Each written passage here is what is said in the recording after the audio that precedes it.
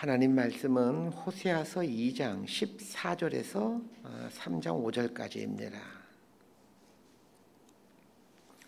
호세아서 2장 14절에서 3장 5절까지 말씀입니다. 번갈아 가면서 읽습니다. 제가 먼저 읽겠습니다. 그러므로 보라, 내가 그를 타일러 거친 들로 데리고 가서 말로 위로하고 거기서 비로소 그의 포도원을 그에게 주고 아골 골짜기로 소망의 문을 삼아 주리니 그가 거기서 응대하기를 어렸을 때와 애굽 땅에서 올라오던 날과 같이 하리라. 여호와께서 이르시되 그날에 내가 나를 내 남편이라 일컫고 다시는 내 바알이라 일컫지 아니하리라. 내가 바알들의 이름을 그의 입에서 제거하여 다시는 그의 이름을 기억하여 부르는 일이 없게 하리라.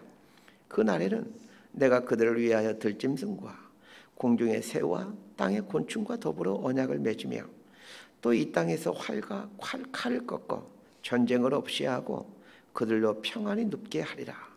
내가 내게 장가들어 영원히 살되 공의와 정의와 은총과 긍휼히 여김으로 내게 장가들며 진실함으로 내게 장가들리니 내가 여호와를 알리라. 여호와께서 이르시되 그날에 내가 응답하리라.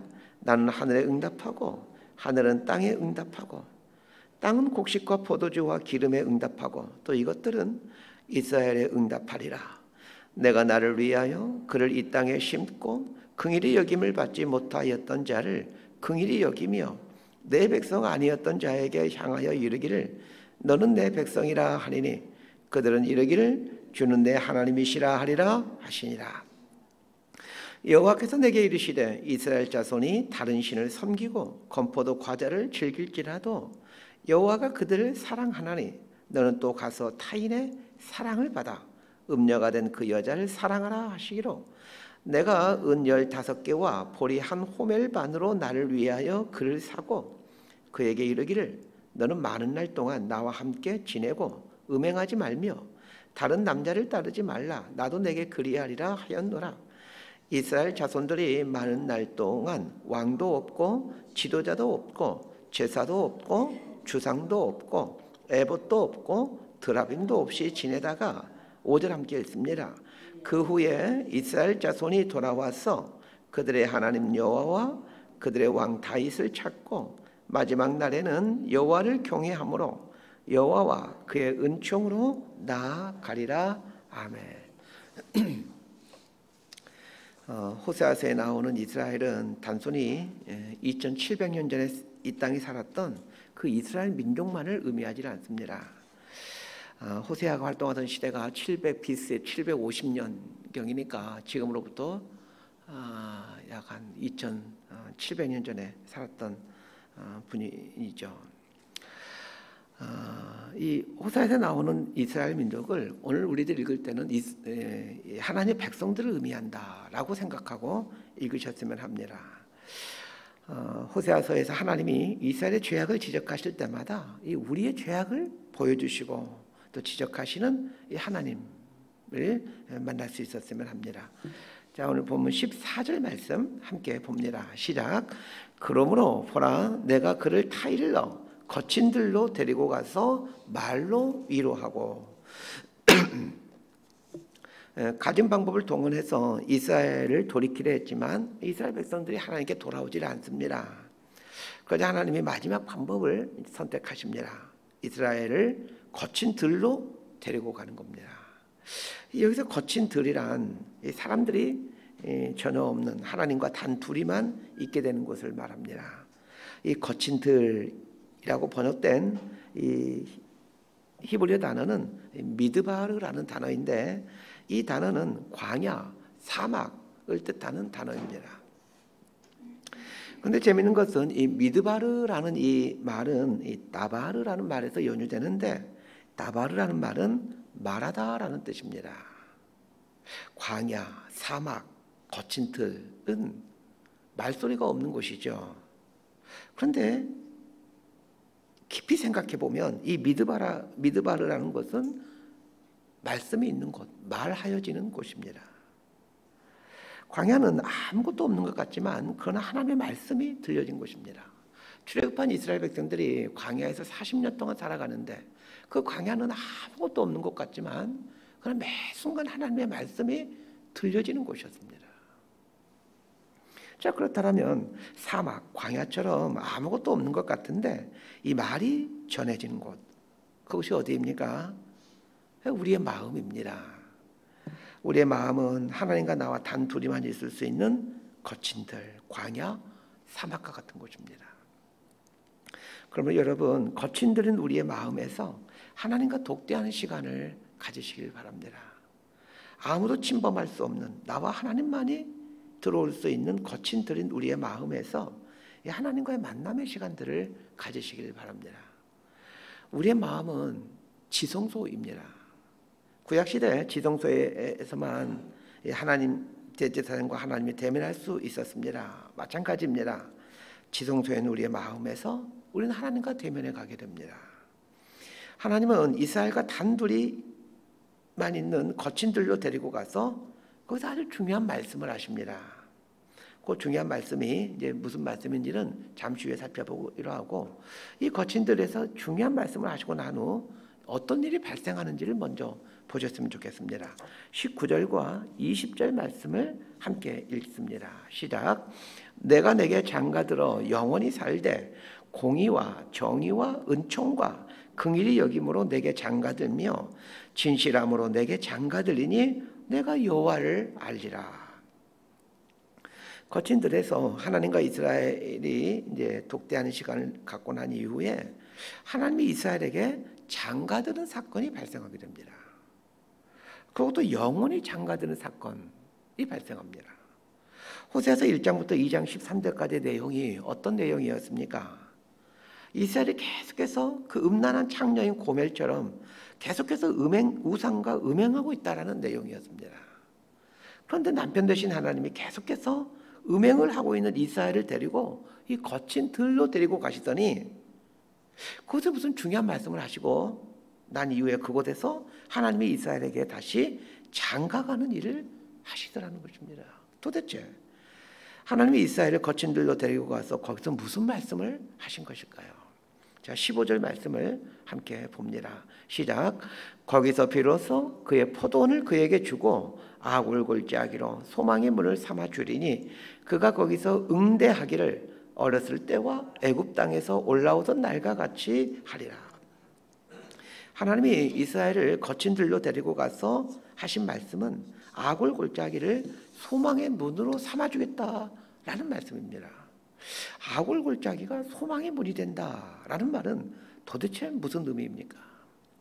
아굴골짜기라는 말이 성경에 처음으로 등장하게 되는 것은 여호수아 때 아간이라는 사람과 관련해서입니다. 이스라엘 백성들이 여리고성을 정복할 때 아간이라는 사람이 하나님의 명령을 어기고 시날산의 외투 한 벌과 은 200세겔과 금 50세겔을 훔칩니다. 이 사건 때문에 이스라엘은 그 다음 전투였던 아이성 전투에서 대패하게 됩니다. 이 부분을 성경 말씀 그대로 읽어드리겠습니다. 여호수아 7장 24절에서 26절까지 제가 읽어드립니다.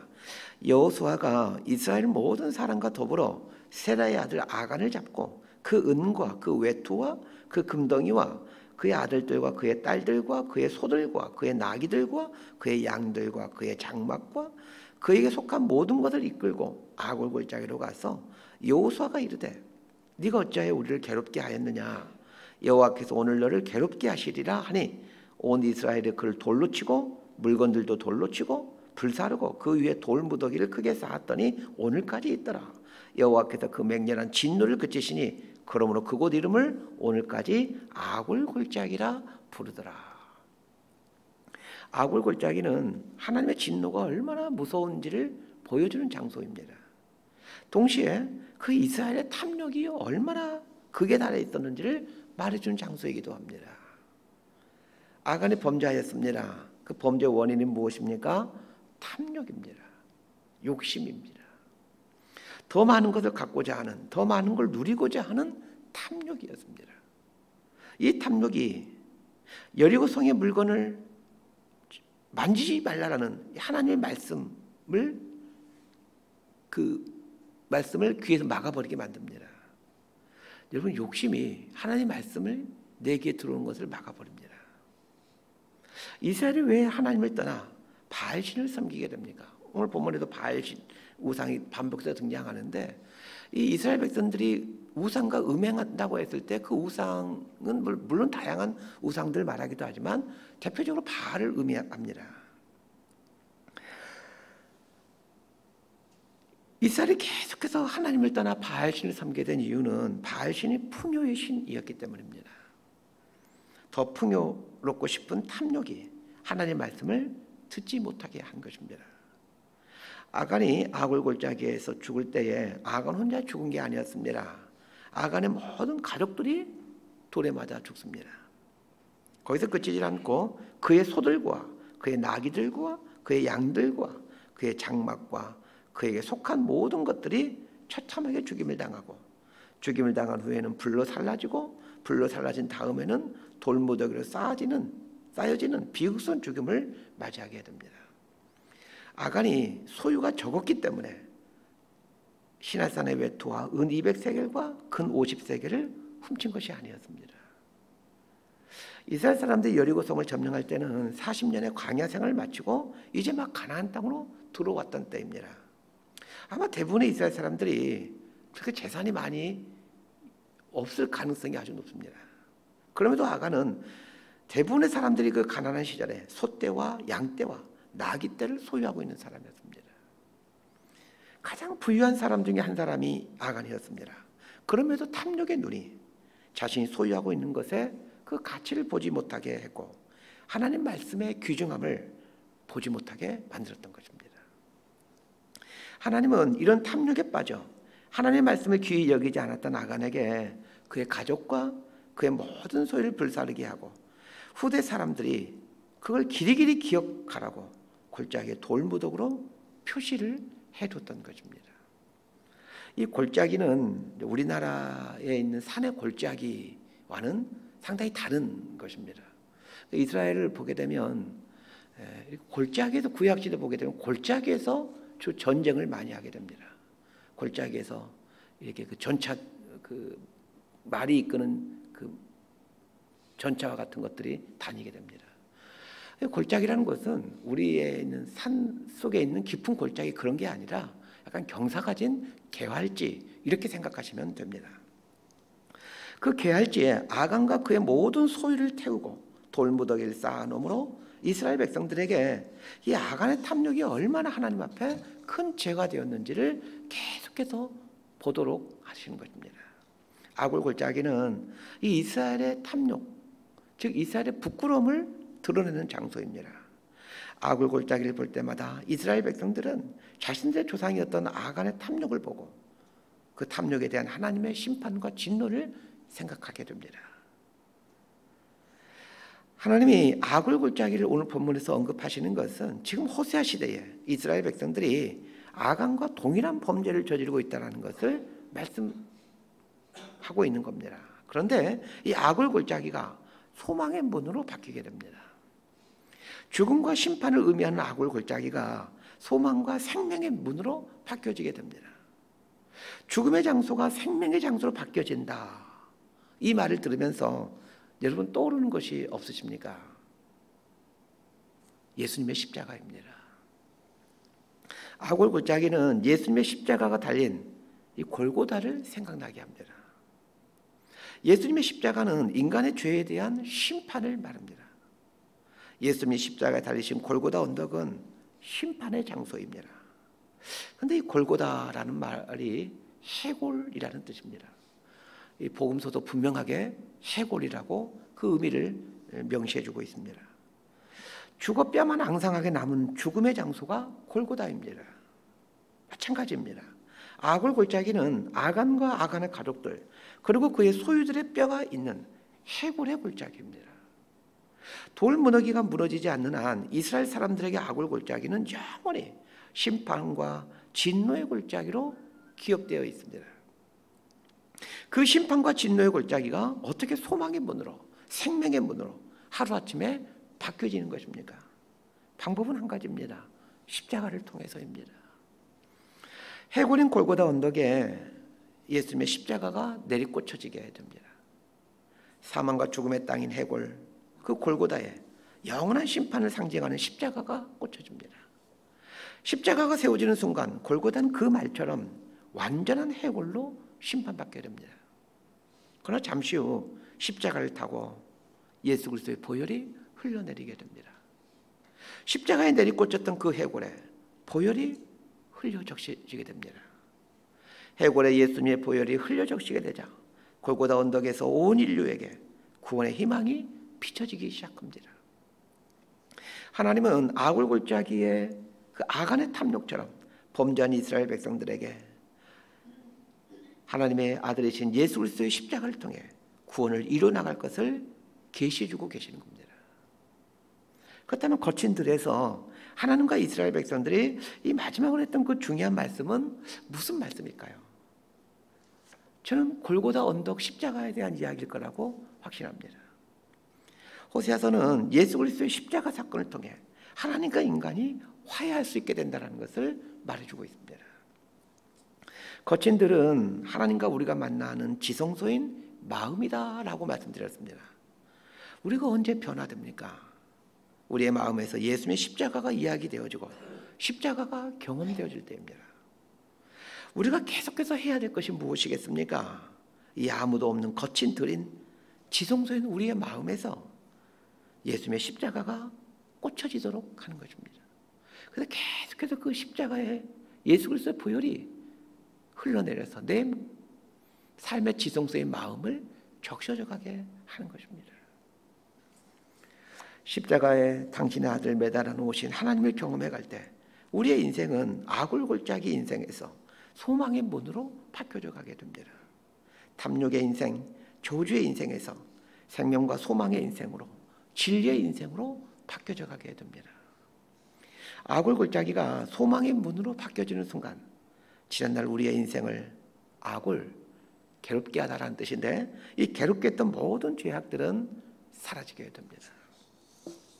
자, 19절과 20절 말씀 함께 읽도록 합니다. 시작. 내가 내게 장가들어 영원히 살되 공의와 정의와 은총과 긍휼이 여김으로 내게 장가들며 진실함으로 내게 장가들리니 내가 여호와를 알리라. 이 아굴골짜기가 소망의 문으로 바뀌는 사건은 골고다 언덕에 십자가가 세워지고 예수님의 보혈이 흘려지는 사건이다라고 말씀드렸습니다. 예수님의 보혈이 흘려짐으로 하나님과 이스라엘의 관계는 이제 온전해지게 됩니다. 이 온전한 관계를 하나님은 장가들다라는 표현을 사용하십니다. 장가들다라는 말은 함께 살게 된다라는 말입니다. 우리도 장가를 들게 되면 이제 한 여인과 함께 살게 됩니다. 하나님이 우리에게 장가를 드십니다. 그날이 언제입니까? 아굴골짜기가 소망의 문으로 바뀌어지는 날입니다. 골고다 언덕에 십자가가 바뀌어지는 날입니다. 우리 개인의 인생에서 하나님이 나에게 장가드는 날은 언제입니까? 지성소인 내 마음에서 십자가에 달리신 하나님이 경험되어지는 날입니다. 그런데 하나님은 그냥 장가를 오는 게 아니라 공의와 정의와 은총과 긍휼이 여김으로 장가를 오십니다. 공의와 정의만으로 장가를 들게 되면 우리 인생은 아굴골짜기 인생에서 벗어날 수가 없습니다. 여전히 골고다 해골의 인생을 살 수밖에 없습니다. 왜냐하면 하나님의 공의와 정의는 아굴골짜기에 아간과 아간의 소유를 태우는 불과 돌 무더기와 같기 때문입니다. 그분의 공의는 철저하고 완전하기 때문입니다. 아굴골짜기는 하나님의 공의와 정의 앞에서는 심판과 진노밖에는 남을 것이 없게 됩니다. 골고다 언덕 해골인 우리 인생에 하나님의 공의와 정의란 잣대만 적용된다면 우리의 인생은 여전히 아마 골고다 해골이 될 겁니다. 그러나 거기에 십자가가 바뀌어지고 그 십자가를 타고 하나님의 아들 예수 그리스도의 보혈이 흘려내림으로 그것은 더 이상 아굴골짜기로만 골고다로만 존재하지 않게 됩니다. 십자가를 타고 흘러내리는 예수님의 보혈에는 하늘 아버지의 은총과 긍휼의 여김이 함께 흘러내리기 때문입니다. 하나님께서 우리에게 장가드신 방법은 공의와 정의 그리고 은총과 긍휼의 여김입니다. 아굴골짜기였던 우리의 인생이 소망의 문이 될 수 있는 이유가 여기에 있습니다. 우리에게 장가드심으로 한 몸이 되어 우리와 한몸된 당신에게 공의와 정의를 적용시키셨습니다. 그것이 예수 그리스도의 십자가 사건이죠. 그렇게 함으로 악을 골짜기였던 우리의 삶을 소망의 문으로 바꾸어 가시는 겁니다. 오늘도 하나님은 지성소인 우리의 마음속에서 계속해서 악을 골짜기가 소망의 문으로 바뀌어진 경험을 하기를 원하고 계십니다. 그렇게 함으로 하나님의 신부답게 살아갈 수 있도록 우리를 바꾸어 가십니다. 2000년 전 골고다 언덕에서 하나님은 악을 골짜기였던 이 땅에 대해 결혼식을 선포하셨습니다.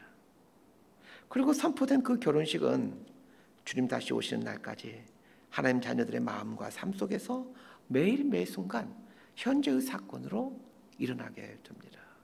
말씀 정리합니다. 우리는 하나님 앞에 바람난 아내와 같은 삶을 살았던 사람들입니다. 탐욕과 이기심으로 악을 골짜기의 삶을 살아온 사람들입니다. 그 사망의 악을 골짜기에 하나님께서 찾아오셨습니다. 그리고 당신의 십자가를 해골이었던 내 정수리에 꽂으셨습니다. 그래서 해골 같은 내 인생에 그분의 거룩한 보혈이 흘려내렸습니다. 하나님은 당신 자신보다 더 소중한 당신의 아들을 죽이심으로 아들에게서 흘러내리는 보혈을 탐욕과 이기심의 악을 골짜기에 부어주셨습니다. 그렇게 함으로 우리에게 장가 드셨습니다. 이제 우리가 해야 될 것이 무엇이겠습니까? 지성소인 우리의 마음에서 날마다 이 십자가에 달리신 하나님을 경험해가는 일입니다. 다른 사람들의 입술에서 들려진 하나님의 십자가가 아니라 하나님과 나만이 만날 수 있는 그 거친 들인 그 광야인 우리 마음 지성소에서 하나님의 십자가가 경험되어 가게 하십시오. 우리의 마음에서 하나님과 나 단둘이서 십자가를 통해 만남을 가져갈 때 우리의 삶은 비로소 그분의 사랑에 바르게 응답되어가는 인생을 살게 됩니다. 오늘 여러분의 마음에서 기다리시고 또 기다리고 계시는 이 십자가에 달리신 하나님을 만날 수 있는 삶이 될 수 있게 되기를 진심으로 소망하고 축복합니다. 기도하겠습니다. 주님, 저희들의 삶은 악골, 괴로움의 골짜기였고 골고다 해골 같은 인생이었습니다. 악골 골짜기에서 괴로움의 고통을 간직한 채 해골 같은 삶을 살던 인생들이었습니다.